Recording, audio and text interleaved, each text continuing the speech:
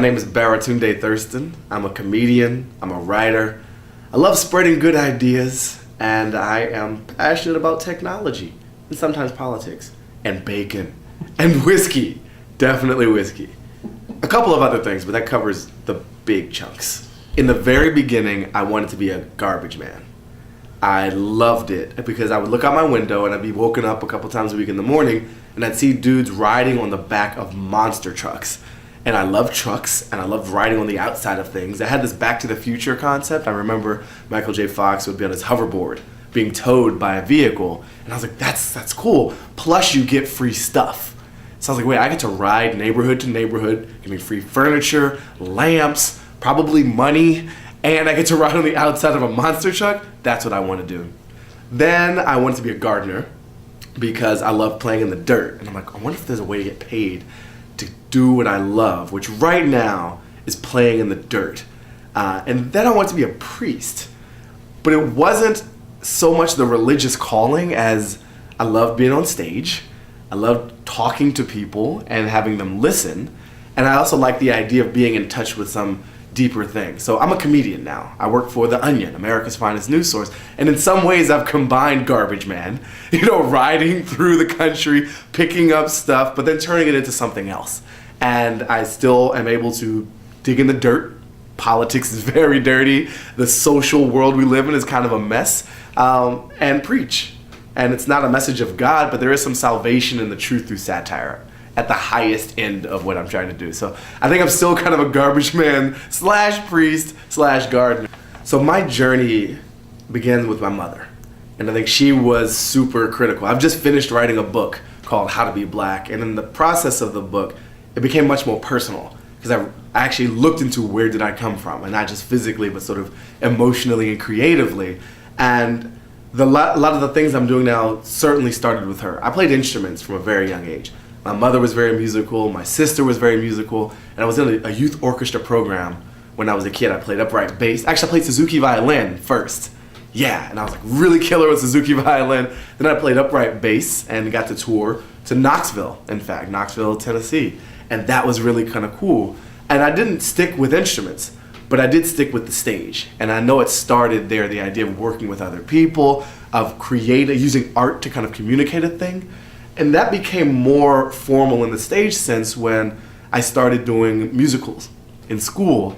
And especially I went to, my own upbringing has this weird conflicted source. There's Washington, D.C. in the 80s, raised by a single mother in the crack wars.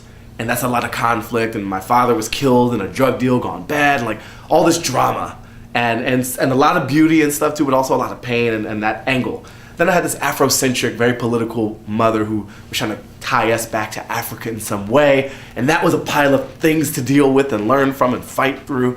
And then I ended up going to these elite educational institutions. I went to Sidwell Friends, where the Obama girls go, went to Harvard University.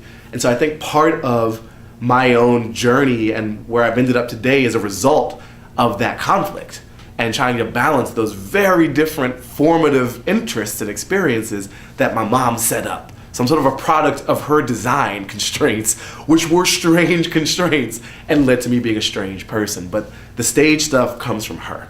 And the idea of writing, I think when I look at broadly, I give her a lot of credit, but more generically than that even, there were people who provided a sort of passive example. Not that they were passive, but they weren't saying, you have to write creative and amazing things. You have to use your voice. It was like, no, you just kind of observe the folks around you doing some things, and then sometimes they would suggest a thing for me. And I give a lot of credit to my older sister in that sense, because she's a journalist and has been a writer far longer than I have, though I never pursued it because of her. I look back and I'm like, oh, I'm kind of doing what she does.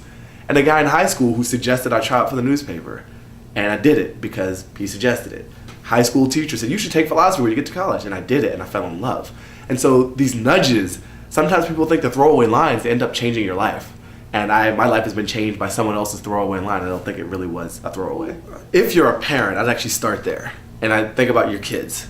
And what my mother did was give me a lot of things she didn't quite have and encourage me to go through different doors. We went camping when I was a kid. Nobody in my neighborhood went camping, but she thought that was important. to expose us. And it's not like we spent a lot of money camping. Camping's cheap. It's technically free, right? You're sleeping on the dirt. We pay $10 to the National Park Service for a right to use a plot of land. But I think, if you're a parent, the best thing you can do is to open doors for your kid without shoving them through, but just lead them into a room, door number 1 through door number 10, and kind of showcase the possibilities of the world. More particularly for me, and also be open to your child's interest. My mother never hit me over the head and said, you have to be a doctor. You have to be X. You have to be good. She encouraged goodness and greatness and quality and competence, but not a specific thing. She mostly encouraged authenticity and be yourself. And I got so much of that gift from her. That's a priceless gift to receive from a parent. In my own way, I was fortunate early on to talk to a lot of adults and to realize the limited connection between what they were doing professionally and to satisfy themselves and what they did in school. And at Harvard, I actually learned this lesson. I served liquor during reunions to help pay for school. I was a bar back and a bartender. And I realized, you guys are doing all this stuff and it's nothing to do with what you studied. So maybe there's not a tight connection here. And they all said, just figure out what you like. If there was one thing I wish I had done, it's that. Some people felt trapped and others were actually living their dream. So if you were living the dream or living next to the dream, people were very much aware that what they should have done was find that thing that they loved because that's what sustains you. So my process was experimentation. I tried a ton of things without the explicit pressure of you have to be X. X was just good. So focus on goodness and competence, but try out a lot of things. And that's when I realized, I love talking. This is really cool. But I only found out because I tried a whole bunch of other stuff. I loved math. I thought I was going to be a mathematician for a while. I'm not a mathematician, but it gave me a few interesting skills. And through the process of experimentation with myself, not physically, I didn't inject myself with weird fluids or whatnot, but trying to, finding that passion was part of the journey. And it took me years to find these, I like stage things. That was from school and from experimentation and from volunteering things or what have you. What else? I like comedy. That came late. That was after college. I didn't go on stage doing comedy until well after college. And I thought I'd already figured everything out and I knew nothing. And once I would find a thing, then it was, how do I make this keep happening? So here's the story. And I'm hoping that you don't need to edit this too much. But I graduated school. I took a professional job. I worked in a corporate office environment in Boston, Massachusetts. I made great money, and I was able to pay down my loans and go clubbing and take cabs and put on a lot of money weight, right? The weight that comes from ordering in all the time. But I wasn't connected to what I really loved. I found something I could do, and there's a big difference in that. And I met a person, in this case, my ex-girlfriend, my ex-wife now, who nudged me and said, why aren't you doing these things? You bragging about all this cool stuff you used to do. Are you writing? Are you performing? I was like, no. I'm saving money so eventually I can break free financially and then afford to be able to pursue this artistic thing. And her very astute analysis was wrong. Either you'll get comfortable in your pursuit of financial independence and never look back to your art, or you'll somehow maintain the discipline, not keep moving the goalpost, but it'll be 10, 15, 20 years later, and you'll have nothing to show for it.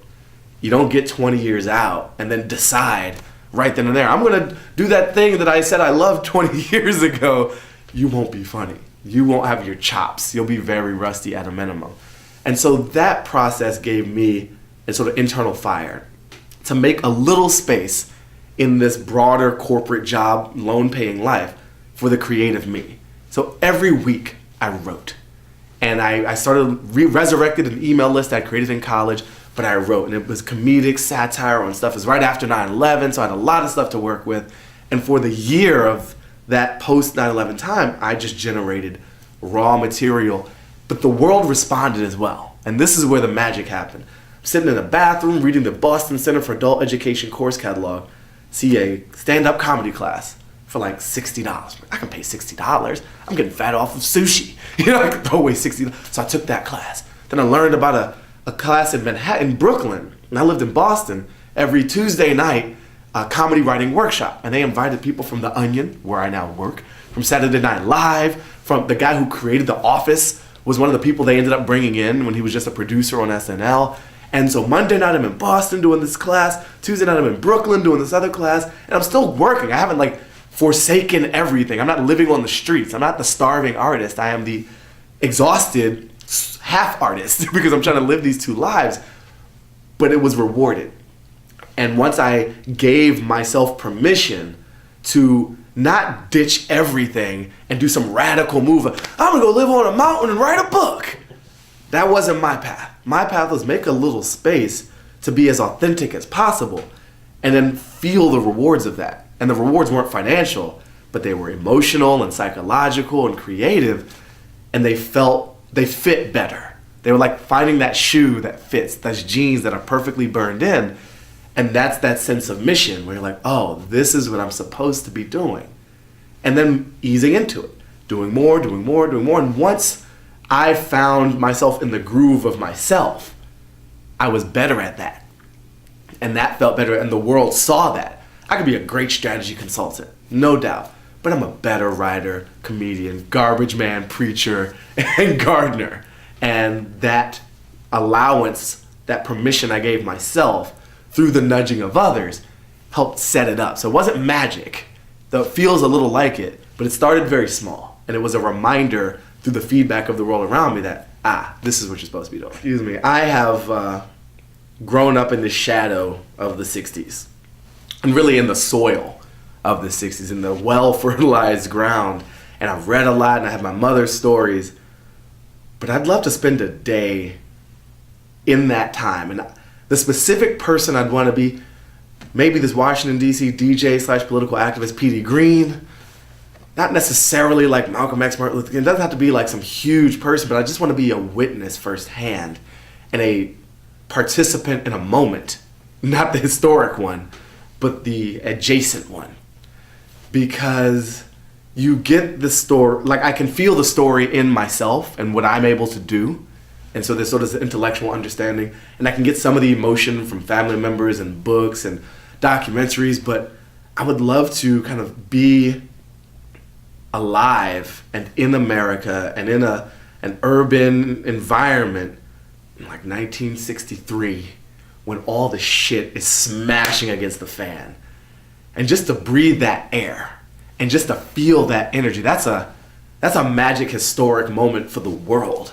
Because there is this, this expectation, like, what does it mean to be American? What does it mean to be free? And this country, especially so young and so hopeful still, despite all the weirdness, people come here hoping for something. And people grow up here expecting something and feeling entitled to something. But there's this moment of disappointment. We're like, oh, this ideal is so high, but this reality is like coming up short. And in that moment, in some day in 1963, or maybe it's 61, or maybe it's 65, that disappointment and that hope are both at their maximum intensity. And you cannot find so much more dramatic moment of coming short of the dream, but yet coming so close to actually realizing it. And it's coming from people who are so excluded from the experiment, but they make the experiment more authentic, more real, and more promising than it's ever been. And that, words come close, but just breathing the air and like touching the people and feeling their rage and their pain and their love and their aspiration and their faith, that's like a religious experience. I'd love to be there then. I think it is, first of all, important for people to do what they love. You're a different person when you're being the person you're supposed to be versus doing the things you think you're supposed to do. And your family feels it, and your loved ones, and your friends, and your coworkers, and most importantly, you. I'm able to put more energy into the projects that I care about because I care about them. And having found a way to pay for my life through it, it's just like, I don't need piles of money. I want piles of money. I mean, piles of money. It's like the first episode of Ally McBeal. I don't know why that's in my head right now. But it's just like piles of money. However, I'm happy with what I have. And so that the internal satisfaction is very important. The process, finding that, I don't think it's necessarily obvious. So, do your passion. What does that mean? And so in that sense, that's where I really encourage people, Take a class at the Center for Adult Education in your town. It might cost $30. It might cost $60. It's worth it. Start playing in the dirt. Grow something. Hang out somewhere you haven't. See movies you haven't. Read things you haven't. Just, life is a stage, right? But it's also Play-Doh. Make something and see what it is. And that hunt, not that it's a desperate act to fill a void, but it's an inspired permission to try things out. And that's what childhood was. It was, this week I'm really into airplanes. And this week I'm really into playing house. And this week, that was magic and that was wonder. So play. And then in the process of playing, listen. And when you feel right doing something, don't ignore it. And I think sometimes we train ourselves, even if we give ourselves permission, it's like, okay, but I could never do that as a thing. I really like knitting. I can't become a knitter. What's a professional knitting league? What am I supposed to do there? Maybe you can make a thing and put it on Etsy, right? And you make $10 or $50, and you don't have to revolutionize your life from the outside. It's not going to be like the world saw Joe six-pack and now they see Jane case of wine. That was a weird leap, but just being yourself a little bit more, that might lead to this massive transformation. It might just lead to a subtle but powerful internal transformation. And so I don't want people to think I have to stop everything I'm doing, find a new thing, and love it to death, or I'm failing at life. That's too far a gap, too much of an expectation. Try a lot of things. Find a few that you love and just give yourself permission to do those. And if you feel it, and if the world's responding, pursue it a bit more, and pursue it a bit more. But be open to the possibility of it. And when you hear it and when you feel it, follow that. And usually, and the people that I know, and I'm around a lot of creative people, and they didn't all go to Harvard, and they're not all like having TV shows or get them canceled. But even in smaller, less dramatic ways, and way more dramatic ways than my own story, they're just more satisfied. They're living themselves, and they feel it, and their loved ones feel it, and they become a gift of themselves to the world around them. And so that's why I think it's worth it. It's not worth it because you're going to be Oprah, And she is a great example of an extreme that can hopefully motivate. But if you don't become Oprah, I don't want you to feel like, what was the point of this dude Baratunde? He lied to me. He said I'd be Oprah if I took a class at the Adult Education Center. I took the winemaking class, and I'm not Oprah. No, the point is you took the class, and you gave yourself permission. Maybe you can make an average case of wine now, and be impressed with that in a way that some other part of your life you were living wasn't allowing you to feel. So allow yourself to feel, push more in that direction. That's the ultimate reward, feeling like yourself.